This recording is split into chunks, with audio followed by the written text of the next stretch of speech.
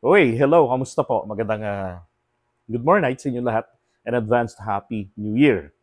Okay, pag-usapan lang muna natin ngayon saglit. Ito pong isang paninira kay dating DILG Secretary Benhur Abalos na ngayon ay kumakandidato sa pagkasenador sa 2025 midterm election.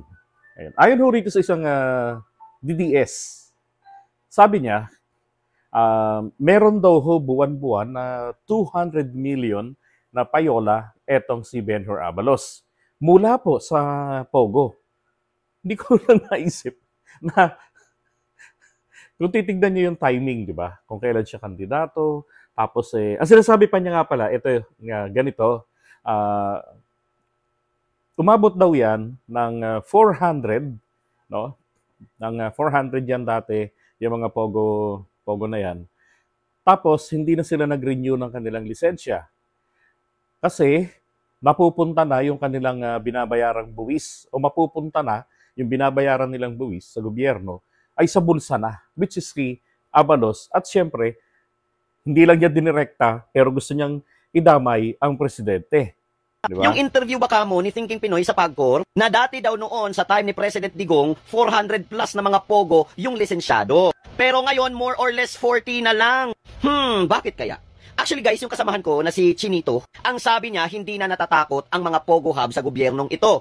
Which is posibleng may punto talaga ang mga pinagsasabi niya. Hindi din ako tutol doon. Pero sa standpoint ko naman, eto naman yon. Hindi na nagparehistro ang mga Pogo kasi pinaprivatize na ang income nito. Naalala nyo ba yung isyong hindi pa natatapos? 200 million weekly ang lagay kay Abalos. May lagay pa nga daw na binibigay ang mga Pogo ngayon dito sa Pilipinas sa mga kongresista at kay Rimulya. Kaysa ang income sa mga Pogo Hub ay sa gobyerno mapupunta, wag na lang kayo mag-renew ng lisensya at yung tax nyo, akin na lang ibubulsa.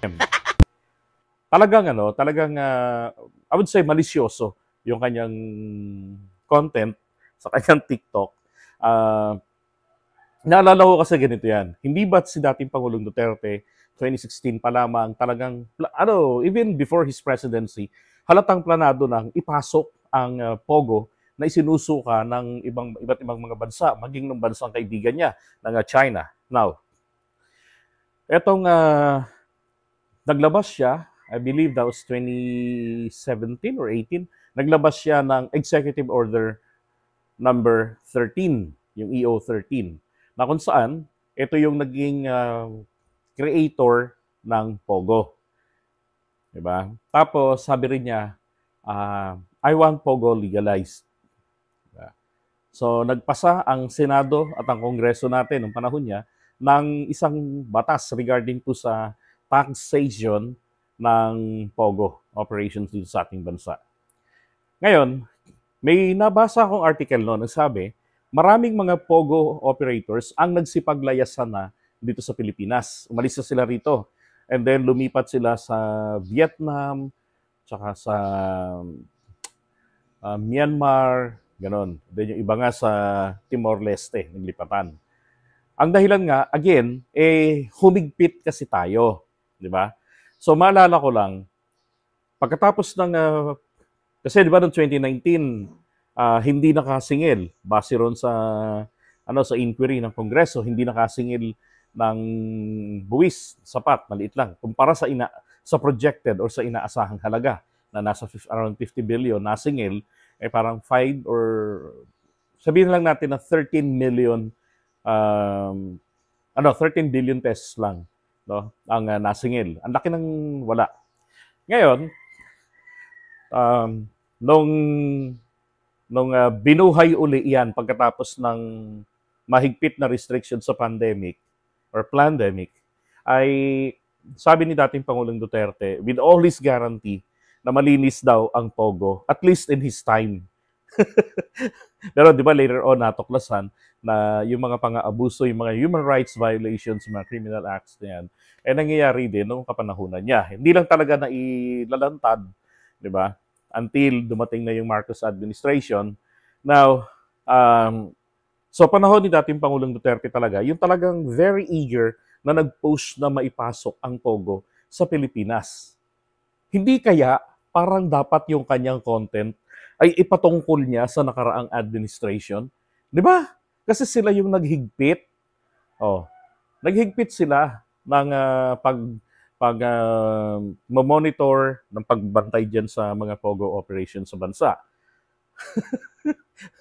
Kasi eto dito sa Marcos administration, gusto ko lang pong ipaalala, way back July 2024, sinabi I believe that was 25, ng SONA ni PBBM. Ang sabi ng Pangulo, bilang sorpresa sa mga naghihingi niyan, na iban na po ninyo ang Pogo dahil ang dami na nilahatag na ng Quadcom, ng mga investigasyon, yung mga social cost na talagang terrible. Hindi man Pilipino ang napinsala sa kalupitan ng mga inchik na yon, kundi mga kalahi rin nila, still, yung mga paglabag sa karapatang pantao, yung mga pagpatay, 'di ba? Sa mga kalahi nilang hindi makapag-perform o hindi makahit ng sales target nila o budol target nila, pinarurusahan, tinotorture, tapos nagkakaroon din ng mga issues ng kidnapping ng mga tourists dito sa Pilipinas, ng mga Chinese fluent speaking people, and then pwersahang pinagtatrabaho, 'di ba? So, because of that, sinabi ng Pangulo natin na all pogos are banned. 'Di ba? Sabi niya, and then he gave instruction to PAGCOR na yung deadline nito is until the end of this year. Oh. 'Di ba?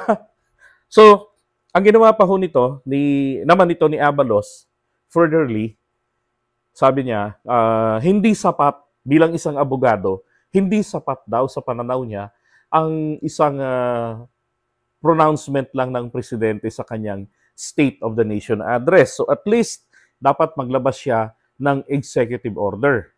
And then magkaroon din talaga ng batas na nagpapatibay dito. Diba? Which is, meron nang isinampa ang House of Representatives. I believe baka nasa Senate na nga yan for their version. Now, ganito. So, doon po sa inilabas na executive order ng Pangulo recently, ang nakalagay doon, by December 15, lahat ng mga active na POGO licenses, I believe nasa 40 pa yan, kalaunan bumaba na hindi na nila pinarenew. Diba? Tapos parang merong natirang 19. Now, pagdating ng December 15, lahat po yun ng ongoing pa, active pa, lahat po yun ay binawi na, ni-revoke na po. In compliance to the President's will. Ngayon, kung si Benhur Abalos, ang direkta naman talaga niyang inakusahan. No? Sabi nga niya, ito daw ay lumalabas na mga balita. Wala naman akong nakitang balita na lumalabas. So at least may kita natin sa google.com yan. Diba? Kasi nakapost naman doon yung mga, yung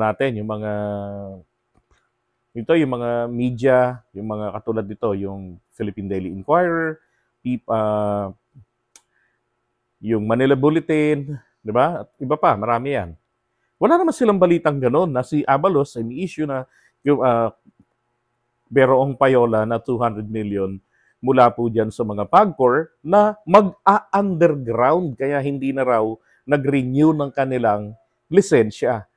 At ang kanilang buwis na imbis ibayad sa gobyerno through BIR, sa bulsa na raw ni Abalos mapupunta at ng kanyang mga kasama. So kumbaga, gusto pang idamay ang presidente ng Pilipinas.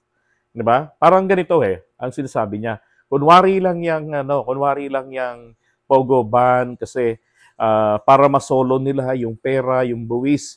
In fact, may mag-ooperate pa rin naman dito, private na. 'Yun ang punto na sinasabi niya.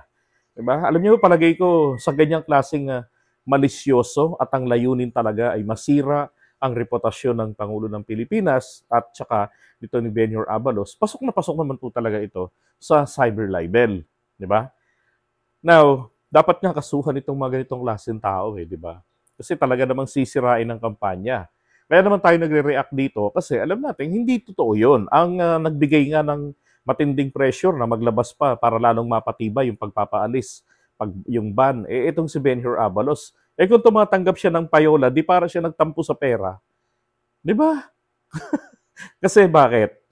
Mahigpit po kasing binabantayan ang Pogo. Kasi expected ng gobyerno that there might be, again, might, malayong mangyari, ganon, pero posibleng mangyari, na may mag-ano dyan, mag-operate pa rin dito sa bansa, pero patago.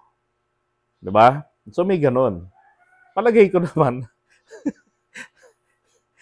katatakutan ng mga POGO operators yan na mag-underground rito sa atin. Lalo na meron namang mga bansa na tumatanggap sa kanila. Vietnam, Myanmar, Timor-Leste. Di ba? Kasi nga, malaki naman daw yung mapapakinabangan mula sa kanila sa mga buwis, corporate taxes, yung sa lisensya nila, o anything na pwede mapagkakitaan doon. O pwede naman. Di ba? Kaya ho, itong TikToker na to, isang certified, I believe, certified DDS.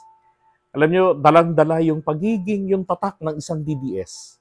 Mag-aakusa, wala man lang mailatag na ebidensya, kung hindi daw, raw, ayon sa mga lumalabas na mga balita, pero wala naman hong mailatag na basis. Di ba? Wala man lang mailatag, kahit man lamang isang article na nagsasabi nga ng gayong balita. Di ba? Grabe. Alam nyo, napaka-desperado. Kasi, tingnan nyo si Abalos pumapasok sa top 12. Diba? Hindi gaya dati. Ngayon, yung mga dati nasa top 12 nila, wala na ho. Diba? Isa na lang, si Bongo na lang, pero bumababa na rin. Kasi nagigising na rin ang mga Pilipino. Yung kanilang Diyosa, si Senator Amy Duterte nyo, wala na rin. Nalalagas na rin dyan sa senatorial slate. So, kumbaga, wala ho talaga silang mahihita after nitong election of 2025. Dahil nga posibleng 1-0 ang tsansa ng kanilang poon, ng mga manok nila. Diba? So lalo hong itong magbibigay ng panganib sa kanila kapag mga kaalyado na ng Pangulo ang nasa Senado at mawala na yung mga clowns. Diba? Yung mga matitino na. Kaya po matino ang iboto natin na hindi porket nasa line-up ng Pangulo, uulitin natin iboto dahil nasa line-up. Diyos ko po. Diba? Deserve po natin ang matinong senador. Deserve natin ang senador na may alam ang ulo at ang senador na may sipag sa kanyang trabaho. Lahat po ng mga karakter na yan po dapat ay taglay ng inyong iboboto. Or else, wala kayong karapatan pag winonderful tonight ulit tayo. Okay? Now, going back to this one, hindi ho totoo na, I can say na hindi talaga totoo yung sinasabi niyang payola. Kasi kung titignan mo yung kanyang akusasyon, magkampanyahan na, malapit na next year, di ba? Nagpapakilala na yung mga kandidato ngayon. Tapos wala siyang ebidensyang nailatag o anumang artikulo na nagsusuporta at ng kanyang claim at kung saan doon siya nagbabase, di ba? So talagang talagang yung mga, sabi ko nga, mga rabid DDS, wala ho talagang sinasanto. Okay? Wala silang sinasanto. Ang lagi na lamang nilang katuwiran, ito ay covered ng freedom of expression. Hindi ho. Ang freedom of expression ay meron pong limitasyon. Yung mga, kapag libelous na, hindi na po ito covered ng freedom na yan. And there is no freedom or there is no absolute freedom. Okay? All freedoms has limitations. So, dapat maging responsible po sa kanilang mga content. Okay? At saka sa inyo rin, mga DDS na nakikinig sa kanila, huwag naman kayo masyadong magpapaniwala kaagad. Suriin nyo muna at mahalaga mag-research kayo. Sapagkat sa SOCMED, isang tambak ang fake news peddlers. Diba? Okay, so maraming salamat sa inyo. And Happy New Year. Okay, malapit na. Thank you.